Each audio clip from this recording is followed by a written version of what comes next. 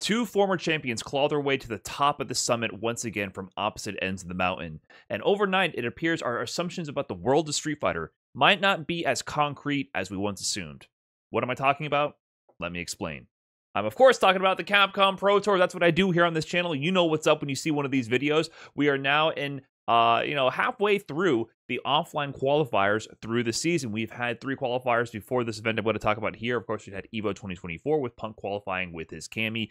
Cream City Convergence out of Milwaukee, Wisconsin with Meta RD qualifying, closing it out in the end with his Zangief. And then in UFA Ultimate Fighting Arena 2024 in France, Kusanagi takes it all with Ryu of all characters. And the next stop on the tour is East Coast Throwdown, one of my favorite events for quite some time as both a player, spectator, and an audience member.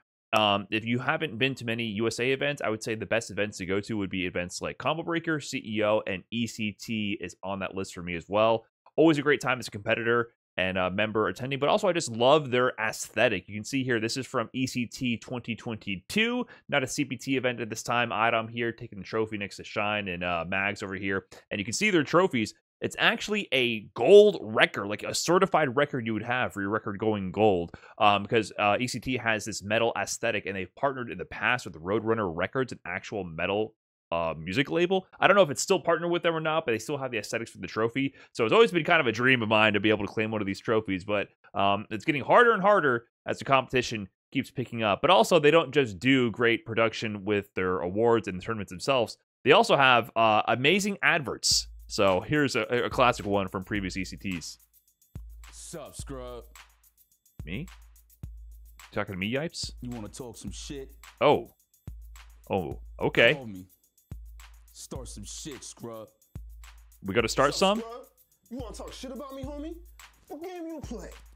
Hundreds of scrubs is waiting for your motherfucking call, and they all talking shit about you right now. Classic ad from the ECT squad here. This is actually an ad for Hitbox. They have another version of this now for the 2024 event, so they always come out with these really creative ads for their partnerships that are always a good time. So check out all these ads they put out. You know, classic reference here if you get what they're putting down here.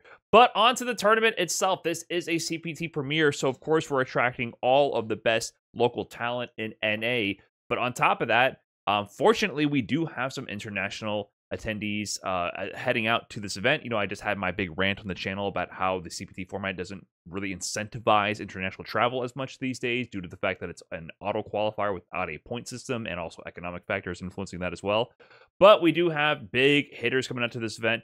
Big Bird, Angry Bird, the Bird's out here. Ending Walker, Problem X out of UK. Lex making that travel as well. And then from Japan, Daigo Umehara and Itabashi Zangief, the old guard of the Japanese community. Both of these players, 43 years of age, coming down from Japan to see if they can take this spot for themselves. And off to the actual tournament, day one, there is something in the water in Connecticut, because this Pool's day one started off with a blast. We have Young Mateen up against Angry Bird. Young Mateen on set point, wakes up OD uppercut, gets the drive rush, heavy punch, meaty to the corner, finds the drive rush, throw bait with the up forward into the corner, confirm into the Jinrai, into level 3, and within a few hours of the tournament opening, Angry Bird, one of the favorites to take the whole tournament, uses to Young Mateen, and yes, he is a young teen. Young Mateen, you might know if you're a local NA Street Fighter player, was a Street Fighter V Sakura main.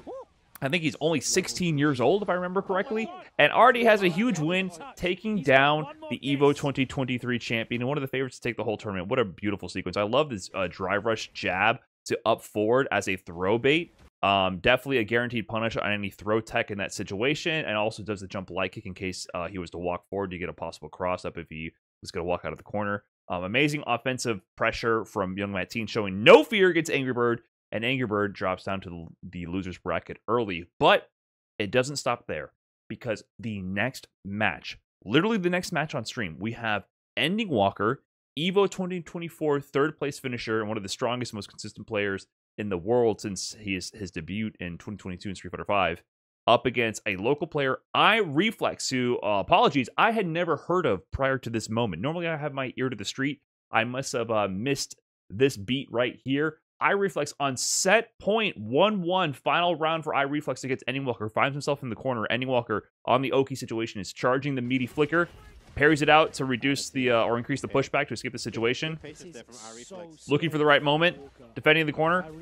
Endingwalker burns himself out on the offensive pressure. Gets the hit, but doesn't cancel into the level 3. Goes for the ambiguous crossover in the corner, but somehow it trades with the wake-up standing jab. And then on the air reset, iReflex finds the meaty confirmation into the DP, into the level 3. And Endingwalker, literally the next game on stream after Angry Bird goes to losers, one of the other favorites to take the whole event goes to losers right then. This is so surprising. I mean, Captain Hindsight here, I do believe that Endingwalker should have spent the level 3 at this moment with this conversion. It would have killed for sure. It was very risky for Endingwalker to not go for this, but such a strange interaction that this awkward angled jump medium punch actually traded with the wake up stand jab, which might have been a DP attempt from iReflex. I can't really tell for sure. And then it just landed in a really weird situation. But iReflex with the reflexes there to get the meaty jab conversion gets the win. So big props to him. Endingwalker and Angry Bird in losers in pools. But it doesn't end there. Day 1 continues. And next up we have Marine. Yes, commentator Marine, previously a lore main in Street Fighter V. She now plays Manon in Street Fighter VI. Is going up against Problem X. And suddenly, it's set point Marine. Wake up level 3 from Problem X. Marine gets the punish in Burnout. Wake up DI for Problem X punishes the meaty overhead from Manon. Bomb planted. Marine playing defense in the corner. She has 1 bar super to potentially protect against a stun combo. Doesn't react in time. Attempts to go for it. Problem X lands a stun combo. Spends the bar on this. Stand heavy punch to level 1. It is not enough to kill. 2 bars of super meter to Marine's name. Full dry meter. Problem X 1 grab away from being put into the losers early by commentator. Oh, and the spacing. Dry rush scissors does not work out for Problem X. The pop-off gets cut off. I wanted to see how the pop-off ensued, but Problem X drops to losers 2-0 off stream to Marine. Big shout out to Marine. I mean, she's done these types of performances before in the past. If people do not know, in Street Fighter V, she had a really strong Laura. She actually had big wins at EVO over Eita, top Japanese Ken, and also Dogura, top Japanese everything, like one of the best fighting players of all time, beating his M. Bison on stream at CEO, I believe, 2018, 2019, something around that ballpark. But it doesn't end there. It is not Problem X's weekend. After dropping down to losers 2-0 to Marine in pools, he ends up being eliminated by NYC Master Mike. Master Mike has been a longtime competitor from the New York scene, always a very solid player, doesn't travel that much, and actually literally works at Next Level, or at least I think he still does, works with Henry Sen at Next Level Battle Circuit, or Next Level, the store itself that runs NLBC, ends up taking out Problem X with his Aki 2-1. Aki, there might be a guy you've heard of out there in the UK that Problem X plays with, Broski, who plays that character really well, but Master Mike in NYC eliminates Problem X in pools. And it doesn't even stop there. This is all day 1. I'm talking day 1 of ECT. Next, we have Profit versus iDom. This match coming up in pools is actually pretty surprising to me because Profit and iDom actually are kind of low-key rivals. They have some of the most interesting sets in Street Fighter V history, and Profit has historically come very close to beating iDom many times in the past with both his Urien and Gil, but also his Oro. I remember ECT 2022. If you watched my Oro Road to Warlord series back in the day, I would say the most prolific Oros out there were me, Broski, and Profit. Profit was a guy I copied so much tech from, super strong Oro player. He was about to beat iDom in 2022 in like top 16 or something of that nature, and just didn't cancel the V-trigger to get the win. And iDom, he pulled his iDom clutch miracles to bring it all the way back. But here, Profit is on set point up against iDom. Is iDom going to pull another miracle? Gets the throw loop situation going. Level 3 on the table for both players. iDom defends from the throw loop situation. Good jump back air-to-air to maintain screen positioning. Nice jump back jab right there. Space out meaty kick, backdashes away from the attempted heavy kick whip punish and gets the dry rush in to punish the heavy kick from iDom. With a perfect 2-0 Profit over iDom. I feel like this was a long time coming because, like I said, Profit has gotten so close to beating iDom so many times in the past. But now iDom, while not maybe a favorite to win at this point, has been putting up some pretty consistent performances. He just got 5th place at the last premiere in Milwaukee, Cream City Convergence. Just won a can opener online event, which is like one of the most stacked NA online weeklies with all the best players in it. So, really favorite in this set and was seeded to take it. Profit takes it over iDom. Major upsets galore in day one of ECT pools. But moving on to the later phases of the pool, Young Matt Teen does eventually drop down to losers. But beyond that, Angry Bird, clawing his way through losers, takes out Samurai, goes up against Ramsey, and loses 2-0 in top 96. Ramsey, if you recall, usually a Zangief main. You might have saw his performance at Frosty Faustings 2024, 2023, at the tail end of Season 1 in the winter, where he got 3rd place, I believe, in that event with a really legendary run with Season 1 Zangief. Also came super close at C3 to beating Ending Walker with his Honda. So he plays Zangief, Honda, and now Terry as well. He ended up going up against Angry Bird off-stream, and Angry Bird went Akuma in this matchup and beat him 2-0 Zangief Akuma. And Angry Bird is out of the tournament in top 96. Wow. Wow. I would not have called that in a million years. Moving on to other matches in top 96, though, you know, day 2 of ECT pools is less upset prone, more what you expect out of the way the brackets were structured. But we have an interesting match up here in top 96. Picado versus Boost. Picado was actually a Capcom Cup qualifier back in 2018. Now, he didn't really qualify originally through points. I believe, if I remember correctly, it was originally going to be crossover from Dominican Republic who was going to qualify. But due to the fact that he had visa issues, he wasn't able to attend the actual Capcom Cup in the USA. And he qualified through the Latin America Regional Finals. And Picado was the next runner-up available to actually attend in his place and ended up going in his stead. But he's been a prolific M. Bison player in Street Fighter V, now playing Blanca in Street Fighter VI, now currently lives in New York and is competing in the NA scene now. So it's good to see him back in action. Up against Boost. Boost was relatively low-key in Season 1, but in Season 2, he blew up on my radar and the rest of the scene's radar by winning World Warrior US East #2 online over Mena RD and over players like NuckleDo and iDom. US East is one of the most stacked regions on the planet for a CPT region.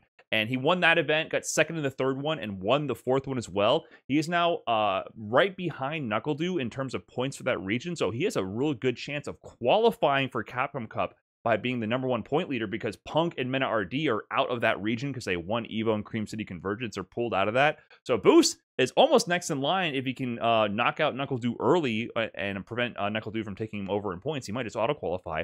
And I've become a real big Boost fanboy since seeing him on the scene. However, since then, he hasn't really had a strong offline performance that really reflects his talent based on his online wins. But here we have him up against Picado, finds the mid-screen shimmy, pushes him to the corner, and watch this awareness here.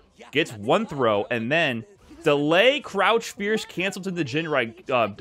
Doesn't continue the juggle. I believe he drops it here. But this is what I'm talking about with Boost. He has answers to situations that you never even considered before. This delay is purposely designed to catch the up-back Blanca ball, which is a common defensive option from Blanca, because it goes airborne. It will make your offensive throw whiff, and he'll come down with the Blanca ball and usually be plus if you block it. And if you whiff a throw, he gets a free punish. Instead of just escaping the throw, he actually can punish it. But this is the counter to the counter, which is how high-level Boost actually brings his Ken. But Picado finds his way out of the corner with a jump over the throw attempt, gets his offensive pressure going, keeps him caged in the corner. Boost drive rush cancels to fight his way out, makes the up back Blanca ball whiff this time, spends level 2 on the side swap into the corner, and then it's time for the big brain play. How many throw baits did he include in this sequence before finally doing walk up ODDP? This is brilliant. First off, one throw bait. We saw Young Matt Teen close out against Angry Bird in the beginning of this video with this exact sequence. Jump forward in the corner at throw range, will bait wake up throw text, thinking a meaty throw would come, which would have killed Picado in this situation. Then, after the jump liking jab, of course you might think a tick throw is coming. Then he walks point blank into his grill and lets the ODDP rip. At this point, ODDP covers the vast majority of options. Remember, I just discussed the up back Blanca ball. If Picado tech the throw, he dies, which is I think what happened there. If he does up back Blanca ball to go airborne to escape the throw, he dies. If he tries to jump out of the corner, the DP will probably connect him based on the timing on the way up. If he presses a button, he dies. The only thing that beats this situation is holding down back or parry. You have to hold down back in this situation when every other throw option would potentially kill you. So actually ODDP covers the most options. Unga Bunga, I don't know. Brilliant, absolutely. So Boost, I love that option there, showing that he's not scared to go with what he believes will actually close out the round and cover the most options. He does go on to end up winning the set and proceeding on in the bracket. But also in this tournament, which was kind of a strange aspect of it, is a lot of double jeopardy. So typically with tournaments like Premier Status, they have 3 people out of a pool. If you make it to the winners finals of a pool, both the winner and the loser proceed out of the pool, and then the loser's bracket side also proceeds out, so 3 out. But usually those people go to separate pools. They cross-pollinate to avoid a scenario where whoever won the winners finals of the pool, if they drop down to losers later, you don't want them to have to play against the same person who they beat earlier, causing a double jeopardy, playing the same person twice. However, that's an option that you have to set in Start GG with the bracket site. I don't think they did that this tournament, so there are several high-profile double jeopardy moments, including this one, which is iDom going up against Profit, the run back, and top 96 losers. iDom dropped losers to Profit in pools, clawed his way back to top 96 through the loser side, going through a gauntlet of high-level opponents, and now it's going up against Profit again. And this time, it's iDom on set point in the corner defending against Profit with his level 3, finds the counter poke right there, gets the confirmation, double ballerina kick into the level 1, and gets his revenge on Profit, who put him into losers prematurely and eliminates him with, you know, kind of like an order restored. But I'm not sure why they played. I feel like that was a mistake in the bracket organizers' fault right there. There was other high-profile double jeopardies, including Shine, who ended up being double jeopardy by exclusively Daigo. He tried Chun-Li against Daigo Zakuma, got washed. Tried Ed against Daigo Zakuma, got washed. But typically, you don't see these kind of double jeopardy moments happen before a top 8 when they finally have to play each other again. So it's a little strange to see that happen so many times throughout the bracket. However, as the top 96 and top 24 whittle down, Big Bird versus JB. Big Bird takes it in the Rashid Mir over JB to get the top 8 winners. Dual Kevin versus Daigo. And this has become a classic. Dual Kevin is now 3 for 3 over Daigo. CEO 2024 Esports World Cup last chance qualifier as his final opponent to make it into the Esports World Cup. And now here at ECT 2024, Dual Kevin seems to have Daigo the Beast number at this point. And if we look over here also in losers, iDom clawing his way all the way through after dropping to losers in pool to eventually get to JB, eliminating JB and making his way into top 8 loser side. And Daigo, like I mentioned, overshine and the double jeopardy right there to make it into top 8 as well. On the other side, Boost ends up taking out Kaba to get top 8 winners. So Boost finally having a strong offline performance after I've known he's had the talent to do this. It just felt like he was having, you know, just not really having it all put together for an offline run.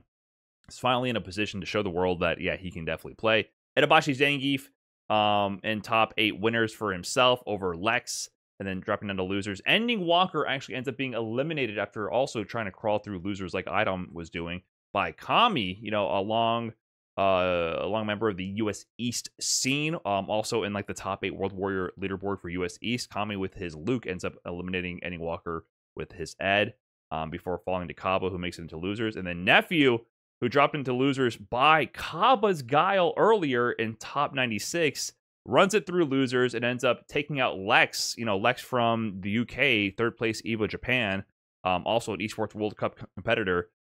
Nephew beats Lex in the Guile matchup, which is considered by many to be Jury's worst matchup.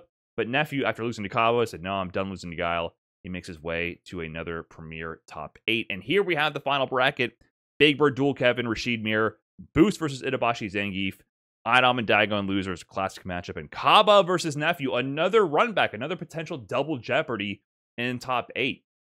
These players cannot escape from crossing fate. So how does it go down once we get into the first match, the winner semis, with Red Bull, Big Bird versus Dual Kevin? Well, many would consider Big Bird to absolutely be the dominant favorite. 2nd place at EVO, DreamHack Sweden champion. Just one of the most consistent players over almost a decade now. And Dual Kevin, while I think he's in the ultimate form of himself right now, I don't think has the same accolades as someone like Big Bird, even though I view Dual Kevin as of today as one of the most consistent players and one of the strongest players on the planet. You know, he just got 2nd place at Cream City Convergence to Mena RD, historic run through the Esports World Cup, also eliminating Mena RD there. And now he's back in a Premier Top 8. How does it go? Well, here we have Dual Kevin at set point, up 2-0 over Big Bird. Fighting out of the corner, finds the jab counter hit conversion with the side swap with the OD Eagle Spike, finds a safe jump pressure into the throw. Oh, it's a throw loop. What are you going to do about this one, Big Bird? You tried to jump out. Rashid heads towards medium, option select to OD, Eagle Spike to swap sides into the level 2. This is karma. Have a taste of your own medicine. Big Bird tries to defend from the situation, but ends up just taking the grab. Pretty much guaranteed when the tornadoes on top of you. Another throw loop for your troubles, and then the stagger jab pressure catches Big Bird trying to flinch and get out of the situation. And Dual Kevin, dominant 3-0 performance, puts Big Bird into loser's bracket and moves on to winners finals. Once again, he finds himself in a premier winners finals position. My prediction at the time was the winner of this match is the favorite to win the whole tournament, and Dual Kevin was looking in prime position to finally get his qualification to Capcom Cup after being so close before. And what about the next match? Well, now we have Boost versus Itabashi Zangief. And like I mentioned before, it's finally time for Boost with his phenomenal and unique Ken to shine, right? He hadn't had this opportunity to do it offline. People were calling him only an online warrior. So it's his time to show the world that he has what it takes to win with Jamie? What's going on here? Excuse me? Excuse me? Yes, Boost down there in the bottom right. He does have a Jamie, and he decides to bring it out now, of all places, in winners top 8 of a Premier versus international top-level historic competition, and grappler and Zangief god Itabashi Zangief. What is he thinking? Well, leading up to this event a couple weeks ago, here is Boost flexing his low-tier legend rank Jamie that he had recently achieved, 2,106 MR. So he has been working on this character to bring him up to a competitive level. But why would he pick Jamie in this matchup? Well, I had a bit of a brain blast while watching this, and then I remembered there's actually some precedent for this matchup being good for Jamie over Zangief. Flaquito out of the West Coast, you know, friends with Chris CCH and Filipino Man, competing in WNF, and, you know, a longtime Street Fighter V Rose main, also played some Seth, was a very strong player, very low-key, not too prolific, but he beat, on stream, Itabashi Zangief with Jamie at EVO 2-1. So I was like, wait a minute, maybe there's a big plan here. I think historically Ken players don't like the Ken Zangief matchup very much. Traditionally, Shoto players don't like fighting against Zangief since Street Fighter 4, essentially. So how does it go? Well, first game, kind of a wash for Itabashi Zangief, not gonna lie. But here we have Boost trying to fight back, trying to prevent a 2-0 deficit. Pops to level 2, in burnout, the pressure is building, and he gets SPD'd. But, something is happening here. You see in the bottom right, between every game, not only is this Jamie getting drink levels in round, between game, you see the big swig of the jug.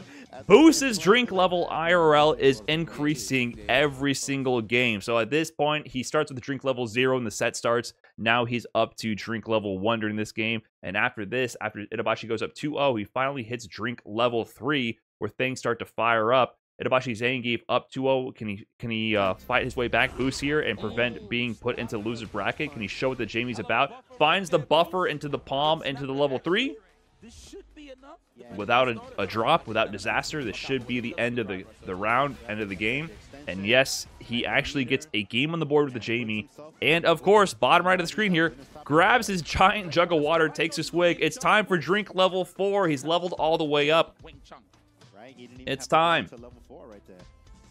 He's getting the drinks. So can he now tie it up? Let's see. 1-2. Final round of this. Jumps over the charge fierce. Finds the full conversion, puts himself in burnout, but this is not going to kill against Itabashi Zangief with CA. Goes for the delayed dive kick, potentially trying to bait out the level 3. I'm surprised he didn't churn butter on that one, but the overhead, even in burnout, is in range to be punished by the standing light punch, one of the furthest standing light punches in the game once he's leveled up into that target combo. So he ties it up 2-2 with Jamie of all characters, Zangief versus Jamie, and there he goes for the final drink level. He's chugging it. We have a real set. We have Jamie in top 8 winners of a CPT Premier up against Zangief. Would you have called this a few months ago, prior to Season 2? Would you have called this I don't think anyone expected to see Jamie in this position ever. And that I'm calling myself out here. I do not believe in this character, but it seems he might have found his perfect application in this exact moment in his CPT premiere. So, down to the final game between these two players, down to the final round, final level boost here. In the corner against Itabashi Zangief, burns himself out, doesn't cancel into anything. Itabashi escapes the drive rush cancel pressure. Boost with his meter there to defend against DI and to defend against overextension is trying to fight out, but he can't defend against the jump cross up. If he had blocked this jump cross up, it would have been a block string into like an OD lariat to get the chip anyways. So he had to escape the block string situation, couldn't secure the cross cut in that moment, and Boost ends up dropping to losers versus Itabashi Zangief. But he managed to show that his Jamie actually could do some work. He showed that there was some reason behind it. At first, it felt like he was throwing the match, not picking his Ken, the girl he brought to the dance. But he showed off what he could do. So good showing there from Boost on the winner's side, and he can still proceed on in losers. But that means that we have Itabashi versus Dual Kevin in winners finals. Kind of calling back to the previous tournament, huh? Did you pay attention in C3? Up next in the loser side, though, is an all-time classic to me already. We have Daigo versus iDom. This is the showdown between these two players at EVO 2022, which is one of my favorite sets of all time. I really enjoy this set, legendary set between these two, in my opinion, legendary players. We all know Daigo is, but I think iDom is, building his legacy as we speak, and was definitely a legendary Street Fighter V player, of course. iDom actually took that set over Daigo, final game, final round, I believe, at that EVO top 8. And he actually came to me in my stream as I was watching this event live before he went up against Daigo and asked for, some coaching from Brian F.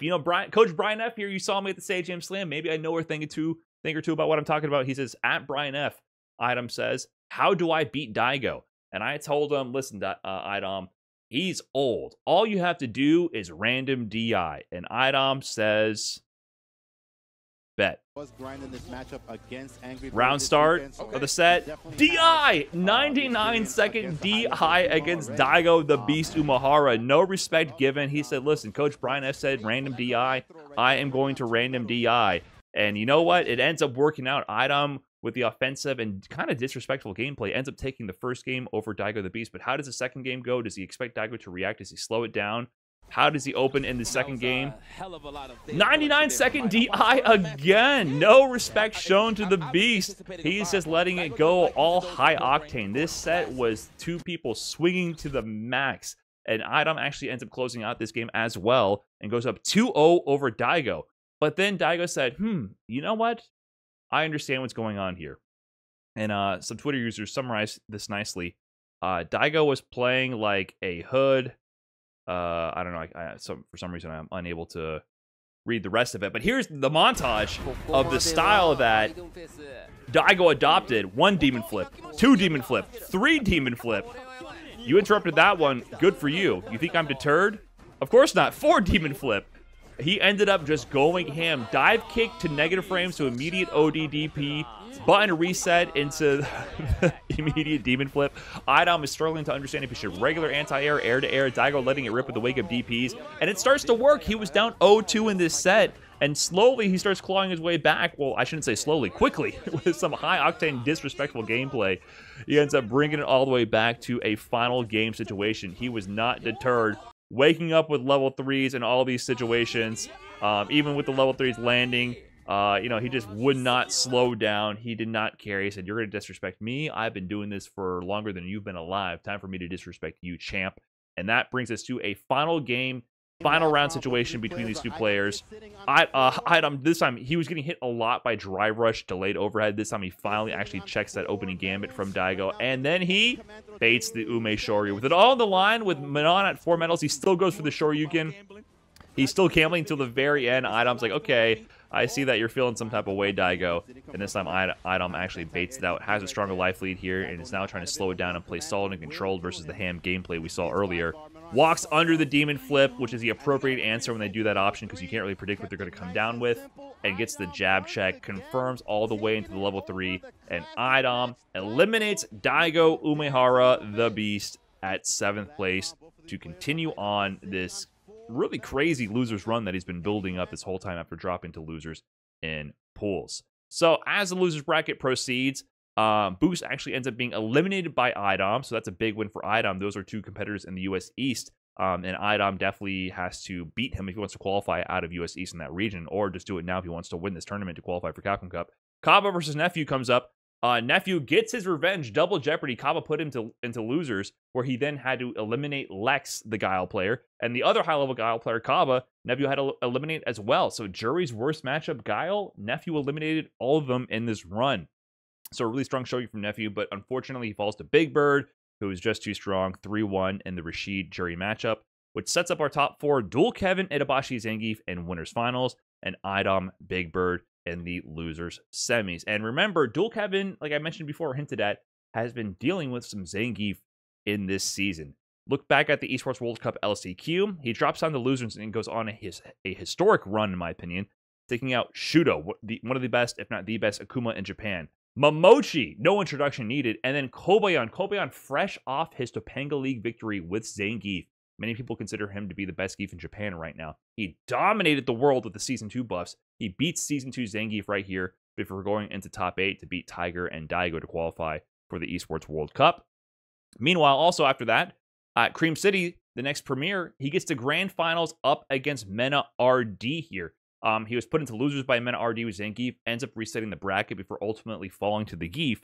So it seems like Gief is going to be in his way if he wants to qualify for Capcom Cup one way or the other. So he has some history of success, but also some trouble versus this character as well. So how does it go this time for him? Well, I'm cutting to here. Itabashi up 2-0. Set point versus Dual Kevin. Dual Kevin was in an okay position, but the moment this headbutt lands to chunk his drive meter from green to 2 1/4 bars here in the yellow, things get gnarly quick. So you can see the pressure here. The trade on it, Itabashi doesn't believe in the trade combo, but Dual Kevin has to move. His drive meter is being put into shambles. Suddenly, he's in burnout out of nowhere, has to defend for his life. Any one of these crouch fierces can be confirmed into a level 1, level 3, level 2, and just super to kill. So he's fishing for that to get the confirm on hit. But Itabashi dances out of the range and then just goes for the raw DI with his rhythm being unpredictable. Dual Kevin wasn't anticipating it. Ends up stunning Dual Kevin and putting him down into the loser's bracket. And we have another Zangief in the grand finals winner side of a premier tournament. Wow. Pretty good character. This is post-nerfs, by the way. When Mena RD qualified through C3, that was the peak Season 2 strength Gief. They added now, at this point in time, a lot of scaling to his headbutt combos, and also made his knee one more frame negative on block, kind of reverting the knee changes for Season 2 in the first place. Still very strong. I think those were kind of minor nerfs compared to the drive gauge buffs that they gave him, the damage that he deals now to your drive gauge. But now we have 2 for 2 winners finals with Zangief right there. Now, how does it go in the loser side of things? We have iDom up against Big Bird. Well, I'm cutting to this one right here. iDom set point 2-1 versus Big Bird. 1 round apiece. Finds a command grab to bring it to 5 medals. The jump in denied with OD spinning mixer from Big Bird right there. He's spaced out. He has the level 2, the great equalizer from Rashid to bring this all the way back. Gets the mid-screen shimmy. Does it pop level 2? No! Instead, he runs in for the throw, and iDom bets it with level 3 wake up to take it 3-1 versus Big Bird and to eliminate another Rashid in his path. So he beat JB Rashid to get into top 8. Now he's eliminated Big Bird Rashid to move on into losers finals. He has one more Rashid in his path. The character that I think is number 1 in the game right now. And he's basically eliminating them all with Manon of all characters. A character that many people, including myself, don't think is relevant in this meta.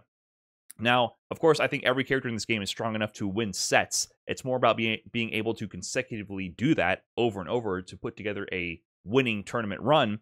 But it's just really a treat to see, I would say. iDom's unique style with the character is extremely footsie-based. It's a different type of neutral due to the lack of like a low forward driver cancel. And making it work over a character like Rashid, it's very interesting to watch in real time. And you can see the strategies develop as iDom here goes up against Dual Kevin. Dual Kevin takes a quick first game in this losers finals, but you start to see the hints of the game plan forming as the set goes on. Jump heavy kick lands with a counter hit on Dual Kevin, which to the naked eye might not seem like too much, but you can sort of see a little bit of a reaction there in the top left corner, a little bit of a tilt of the head from Dual Kevin, which is very rare to see because Dual Kevin has one of the best poker faces in the business. He's all business when he's on the sticks. It's pure gameplay, game face. He doesn't show too much emotion.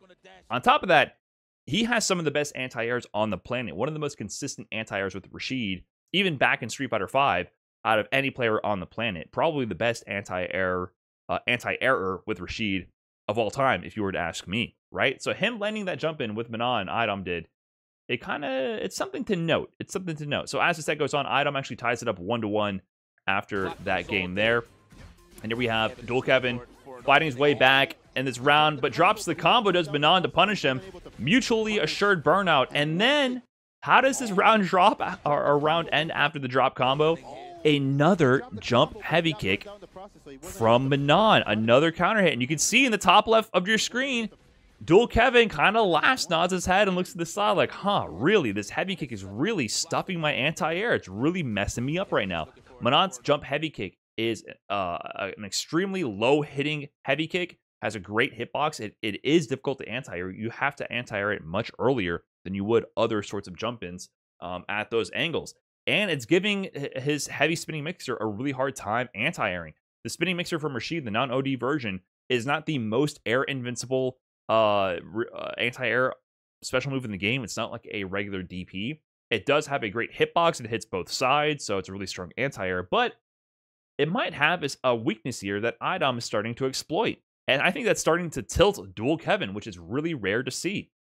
Now here we have Dual Kevin 1 round away from bringing this to a 2-2 game after iDom closes out that previous game. He wants to tie it up, and he has a life lead, and he gets stuffed again by the jump heavy kick. This time iDom converts to a full combo into the level 2 in the corner. Bye-bye Dual Kevin's life lead. Now you have to hold the mix, gets the anti-air to keep him in the corner, and the meaty DI after the overhead or the anti-air air reset, and Dual Kevin reels back in his seat like, man, this jump in, stuffing my anti-air, is giving me all kinds of trouble. Suddenly iDom is on set point versus Dual Kevin.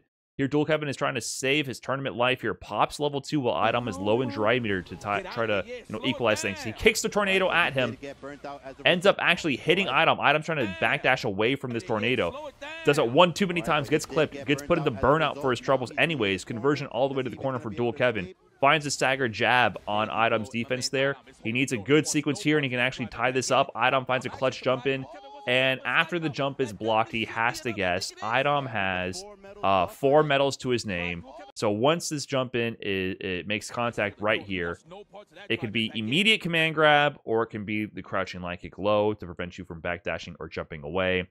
Either way, you're guessing 50-50 for your tournament life at that moment. iDom goes low to clip a movement right there, converts into the level 3, and iDom eliminates the final Rashid from the bracket, 3-1 Dual Kevin. Dual Kevin, after being in grand finals for his last CPT appearance, has now been eliminated at 3rd place. So close, yet so far. Back to the drawing board for Dual Kevin. No points for this system, right? Even though he was in grand finals for C3 and got 3rd place for this one, he's no closer to qualifying. Dual Kevin will most likely qualify out of the Midwest CPT region, and most likely will qualify via points alone. He is the #1 person on the leaderboard for CPT Midwest, a super region. So he's most likely going to get the auto qualifier spot. So I don't think he has too much to worry about there. But it goes to show that his consistency is not really being rewarded for him offline.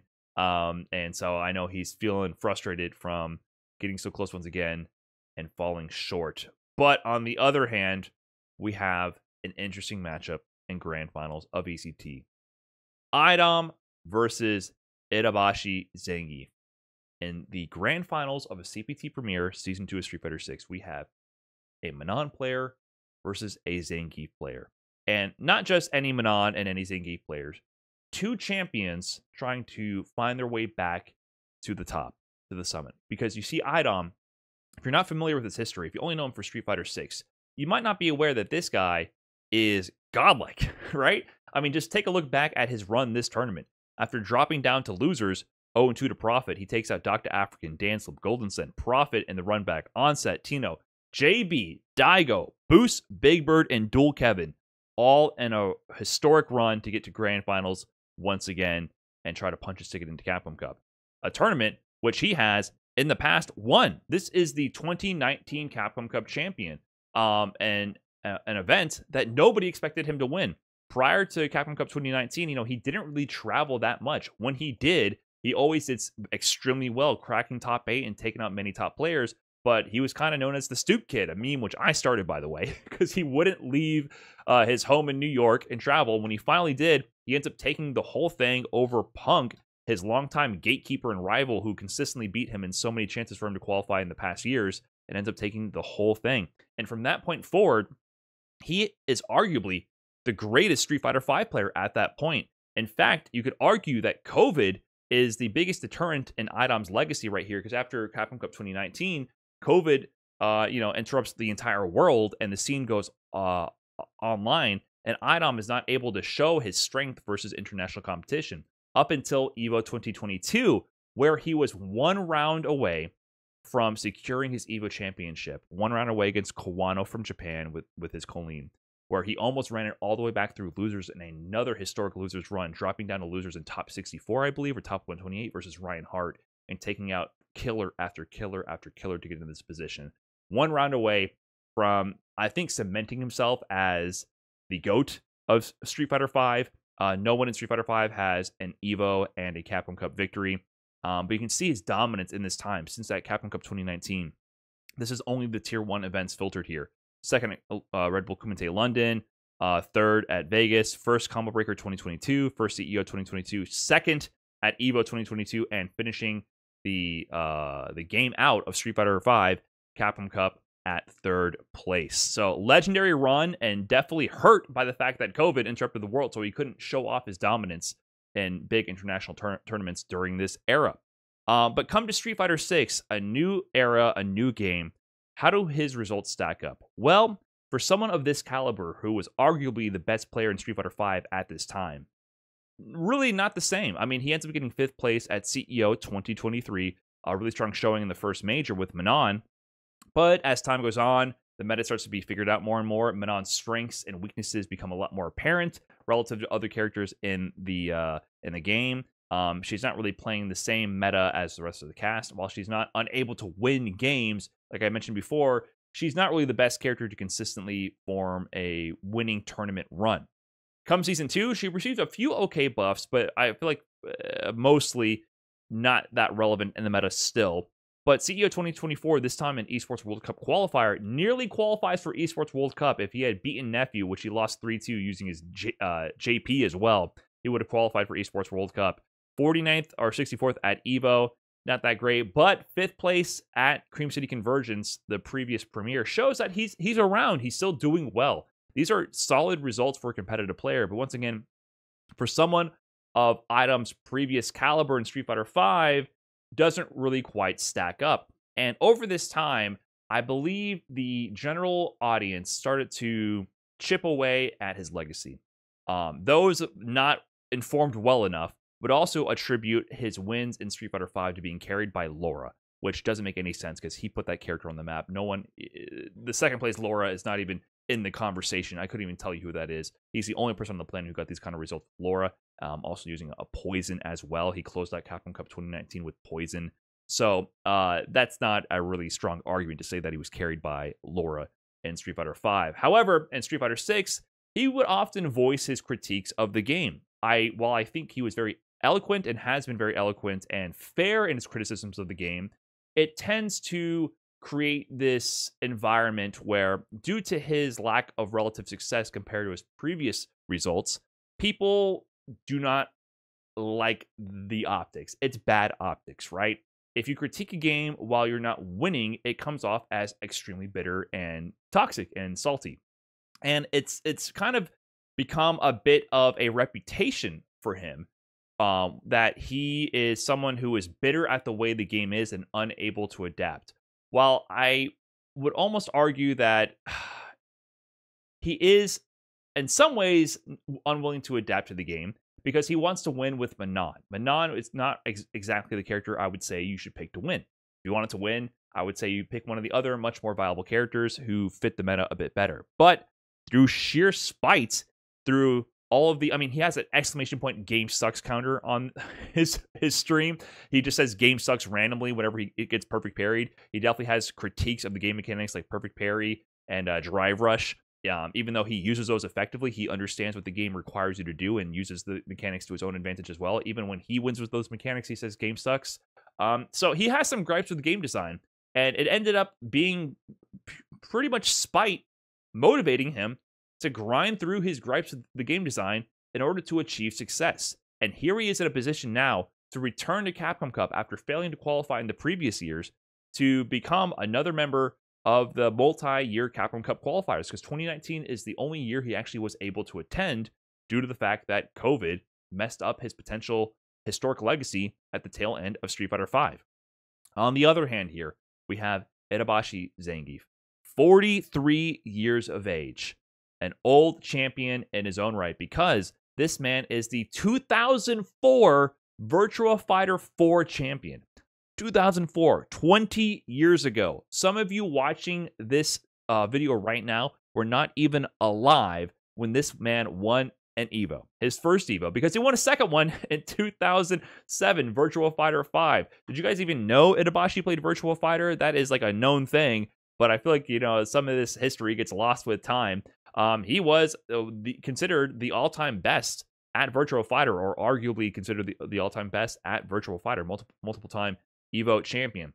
Come the Street Fighter 4 era, he becomes known for his Zangief, primarily switches to competing in Street Fighter 4, ends up qualifying for Capcom Cup 2015. You know, 2014 is kind of when the CPT started to be really taking shape, and he travels the world in 2015, qualifies via points, and ends in a very respectable 9th place finish at Capcom Cup 2015, cementing himself as one of the greatest Street Fighter 4 players of all time. Legendary set between him and Kiyoma, by the way, from Brazil. Amazing set where Kiyoma ends up eliminating Itabashi Zangief. Beautiful set. You should watch that if you're a fan of Street Fighter 4 at all, or Street Fighter history. Then comes Street Fighter 5.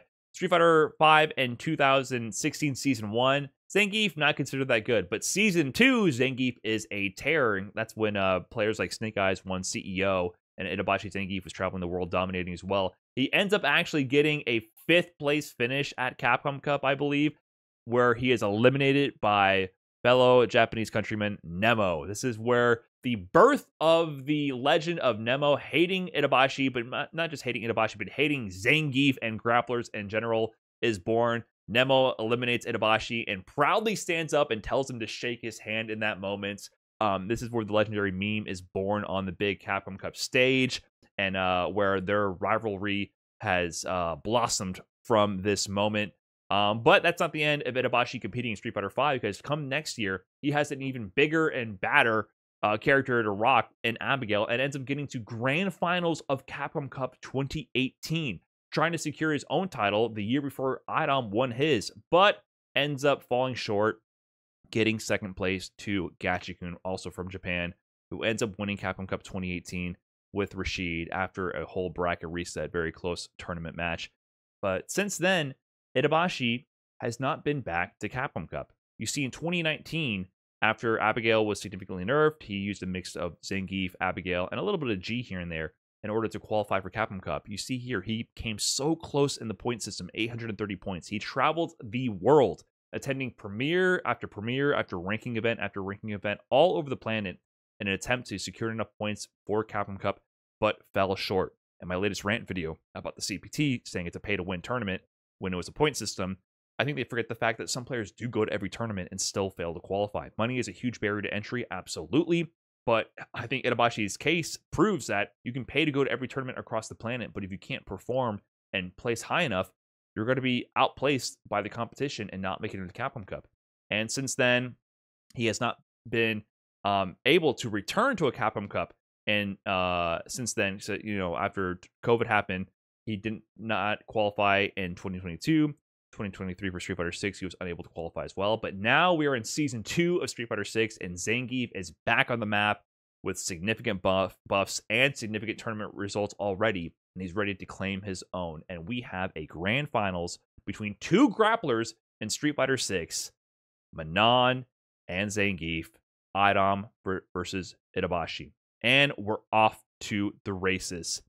Itabashi here, already up around here. Manon with the drive rush pressure from iDom, trying to secure the burnout, but on the verge of burnout, Itabashi goes for the level 2. iDom went for a command grab punish. He's in the corner, gets clipped low, thinking the SPD was coming, puts himself in burnout. iDom with the Abari to escape, but gets chopped for his troubles. Itabashi with the clutch level 2 secures the first game, and kind of a slobber knocker. These two were swinging. This was a quick first game. Itabashi 2 games away from punching his ticket into Capcom Cup over iDom. But iDom strikes back here. He has a round on the board, finds the confirm into the heavy punch, gets the command grab on the mix. Jump heavy kick, once again paying dividends on the fake Oki. Lands a jump heavy kick over Itabashi, late on the anti-air, converts all the way to level 2 in burnout, but just needs one more interaction. Jump back light kick to bait a potential throw tick, but finds the crouching light kick after the drive reversal whiff. Yeah, so this technique right here, the jump back light kick, pretty strong, because if Itabashi were to wake up throw tech, that would leave him standing. The jump light kick would go airborne and bait the throw tech, and the jump light kick would actually punish him on the way up. The drive reversal causes it to whiff, but peppering in the normals, iDom closes out the round and brings it tied up to a 1-1 situation in Grand Finals first set. However, Itabashi quickly takes the next game, brings up to 2-1. iDom trying to prevent a set point, baits out the drive reversal. 1 medal on the board. Itabashi in burnout, time to harass. Manon's burnout pressure is extremely strong with medium to medium. It's a true string against most jabs, but you can't overextend. He throws in the DI in the middle of the string. I guess he didn't want to just press medium punch all the way through. You can just press medium over and over with Manon. I think you get 3 or 4 before you're pushed out too far. It'll interrupt any buttons when you're in burnout. And he has no invincible supers to get through it. He only has a level 1. But the heavy punch does armor. So I think he wanted to mix in the DI to potentially secure a raw DI counter, punish counter earlier, and that armor just blows up iDom's plans in the process. And there, Itabashi now finds himself at tournament point to potentially punch his ticket into Capcom Cup, where he has not been since his grand final appearance in 2018. iDom trying to stay alive in this tournament, has Itabashi here in his pressure. He jumps the command grab, gets the OD lariat right there into the safe jump pressure, finds the punish counter medium, and low drive meter situation with the buffered light kick on the whiff punish into the level 2, secures the burnout. iDom has 2 super meters to his name. He can level 1 or level 2 out of the situation. He wakes up with the sweep. He has to go random a little bit to stay alive. Finds the overhead combo conversion right there, trying to control the situation while in burnout and not overextend. Playing the neutral, checks the drive rush with the crouch heavy into the level 2. Itabashi in the corner, full drive meter for iDom.